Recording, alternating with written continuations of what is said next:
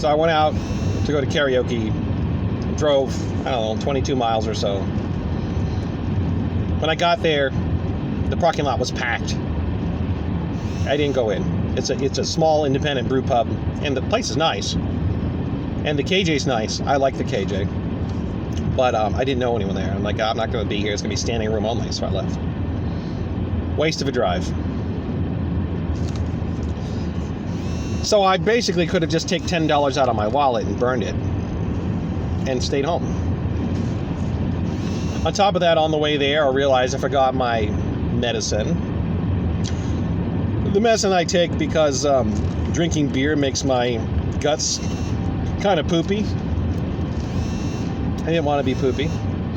I almost turned back when I was halfway there. I'm like, no, I'm just going to go. We're going to just punt and see what happens. I should have turned back because I would have saved myself a gallon of gas. And some might argue, you could exercise your social skills in that crowded place and get to know people, and maybe make some connections, and let them know that you're a DJ too, and maybe you'll get some business too. Isn't that cool? No. One thing I don't do is try to advertise karaoke during someone else's karaoke show. That's just kind of lame, man. That's lame. I might give a card to the KJ if I'm somewhere. Like, if you need a backup guy, I'm in the business too, right? But that would be it. I really have nothing to say to people. All the small talk that neurotypical people engage in, I just don't need to do it. I don't. What do I want to sit down next to people? Like, I really don't care about the mundane details of your life. Should I really say that? Should I say that really confidently to somebody? I could, but it'd be hurtful. And I don't want to be hurtful. What should I talk about? The things that I care about? I'm considering economic collapse of our civilization. I'm trying to figure out how to be the most resilient I can to minimize my dependence on, petroleum and whatever, the formal economy, and try to build informal economic alternatives. Building personal networks that hopefully will help get through really hard times. Should I talk to them about how the dollar is losing its value because it's based on petroleum? We have the petrol dollar. And now 20% of that petroleum is not making it through the Strait of Hormuz. We want to talk about fertilizer shortages, the expensive fertilizer, the certain minerals aren't getting through the Strait of Hormuz either, that we've created a very fragile logistical chain to power our system of abundance, and now it's breaking down. That, one war between, with Israel and the United States on one side and Iran on the other is breaking the worldwide logistical supply chain. You want to talk about that? No, I don't think we want to talk about that. So you want to flirt with pretty girls? No, I'm ugly. I'm non-existent. If I so much as speak to women, I'm a threat, even though I don't say anything threatening. So no,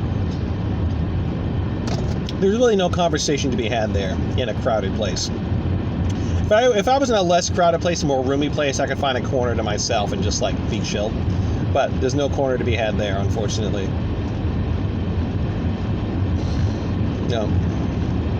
So, I'm going to go home, and on the way home, I'll get myself a tall boy. I'll go home and take my medicine. I'll drink the tall boy and eat dinner. Watch some, some Star Trek, The Next Generation or something.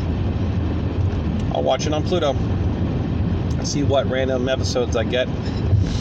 Something I found recently is that I really am getting kind of disinterested in streaming services and picking the exact show I want to watch.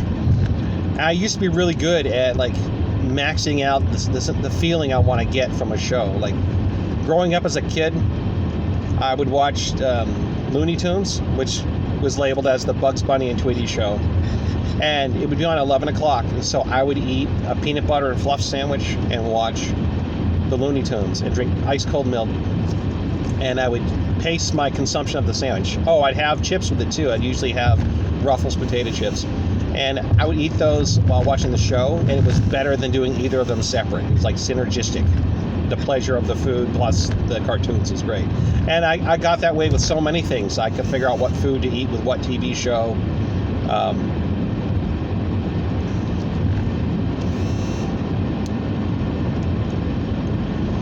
What was that character from Seinfeld? Was it Joe Costanza? He was shacking up with some woman, and he brought a hoagie sandwich into bed with them, and he was trying to eat it during sex because he thought it added to the joy of the experience, and she was all weirded out. Like, yeah.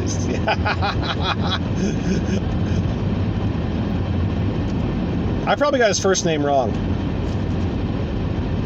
Anyway, been so long since I've seen Seinfeld, but. Yeah, so, and then around 2010, I was married, and my wife and I at the time, we liked watching Twilight Zone, but I had my favorite episodes, and if I wanted to have a certain experience, I would watch that episode, but then I gotta get good food to go with this. And it's a 24-minute short film, and I need to fucking eat with it too. It was annoying as hell, but I wanted to maximize my pleasure in consuming it. And likewise, occasionally, again, around that time, I get nostalgic, and I would watch reruns of Degrassi Junior High. But before I did that, I would make these instinctively. I'm like, I want to make fried bologna rolls and fried salami rolls. And I took the meat, and I rolled up diced onions and garlic and cheddar cheese and fry them in oil. And then I would drink this really cheap, blended Canadian whiskey. And I'd watch Degrassi Junior High, and I got this nostalgia hit, and it complemented the flavor of the lunch meat that's filled with all the goodness there, all the onions and cheese and garlic, and it went with the whiskey. It was just great. I'm just great at adding these things together and getting maximum pleasure. And so it's something I've done my whole life. And so you have streaming services, and hey, let's say that Amazon, I think it was, has Masters of Horror, right? And there's only a few episodes I like of that, so I'd pick the one I want and then get the meal to go with it. All right, so, but I find I have started getting diminishing returns on that, and I sometimes get analysis paralysis. I want to watch a science fiction, but I'm not exactly sure what kind of episode I want. And when I was a kid, or in my early adult life, you would just turn on the TV at the appropriate hour and see what you got. You want to watch Star Trek The Next Generation? Okay. You turn it on at 8 p.m., and the episode you got, it's the episode you got. Either you watch it or you don't, and you just accept it or not. So, it may not be your favorite, but it's not a bad one, or it might be one of your least favorite, in which case you're whatever, maybe I'll just chill and watch it, or maybe I'll do something else. And so I like Pluto because it's just they have streaming Star Trek. So if I feel like watching Star Trek, I just put on Pluto and it runs. Now I know you can get you either buy yourself the whole DVD collection if you want, or you could stream it on Paramount. But Pluto just serves them up, and you watch what you get. And there's a certain satisfaction I get. I turn it on and just, okay, got Star Trek, cool.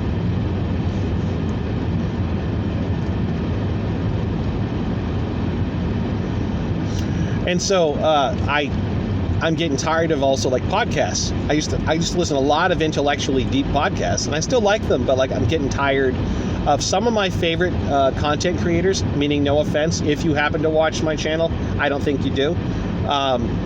Sometimes I can tell when you're being, what's the right word? You're trying to crank one out because you need to. It's your job. You get paid by YouTube to produce content. You need to keep the ad revenue coming in, so you crank something out kind of mechanically.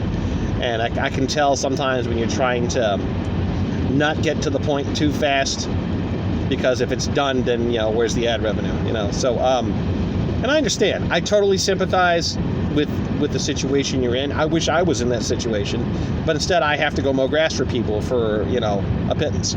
So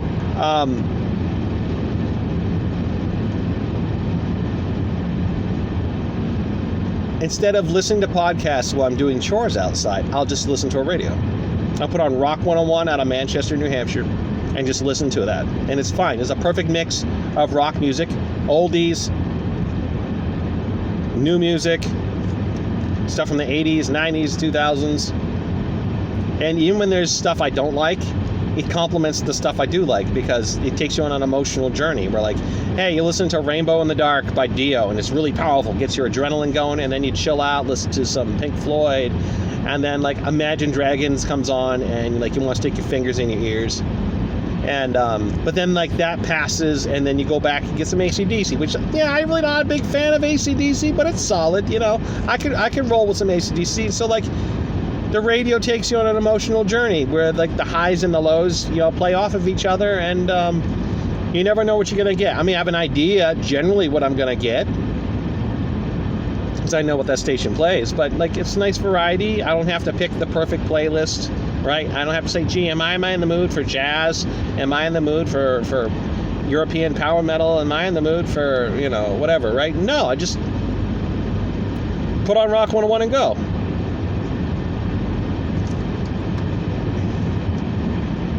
And it's good enough.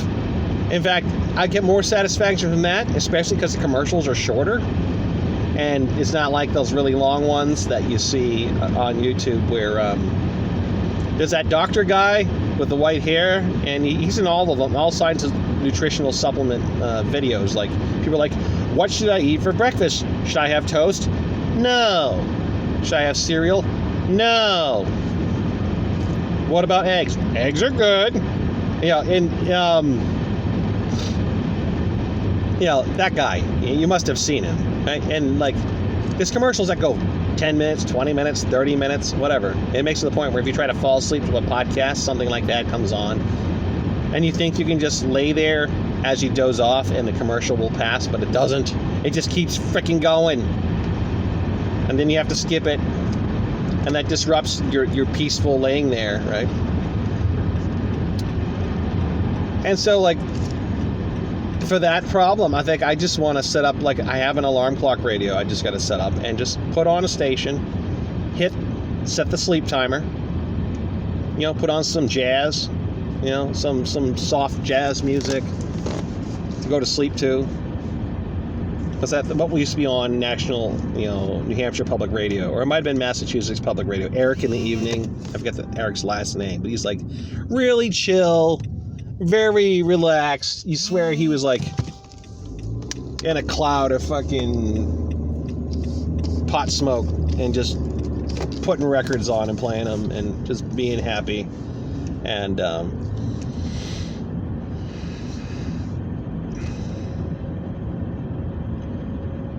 but yeah, something like that, something chill, and just go to sleep and not worry about podcasts and commercials. I don't care. You know, if they, hey, this is your New Hampshire Public Radio, we're doing a fundraiser. You know, the fundraiser begging, that's only going to go for what, you know, 5 minutes or something. Then it'll be done, and they'll go back to the fucking music if they're having a begging session there.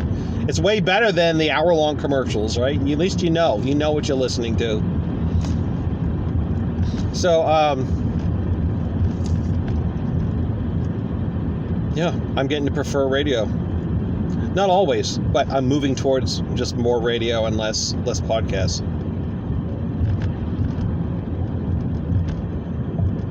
And it makes me happier. And especially thinking about, you know, if it turns out we have to wave a digital ID in front of a scanner in order to actually use our computers to access the internet, maybe, you know, going back to radio would be a lot better. I'm sure they may come up with radios you gotta wave your ID for, but right now you don't. So I'm gonna take care of the radios I have so I can keep using them. Yeah. All these thoughts that I'm sharing with you because I drove all the way to another town to go to karaoke, found that the place was too packed, and decided just to come home. And that's all I gotta say. Thanks for watching.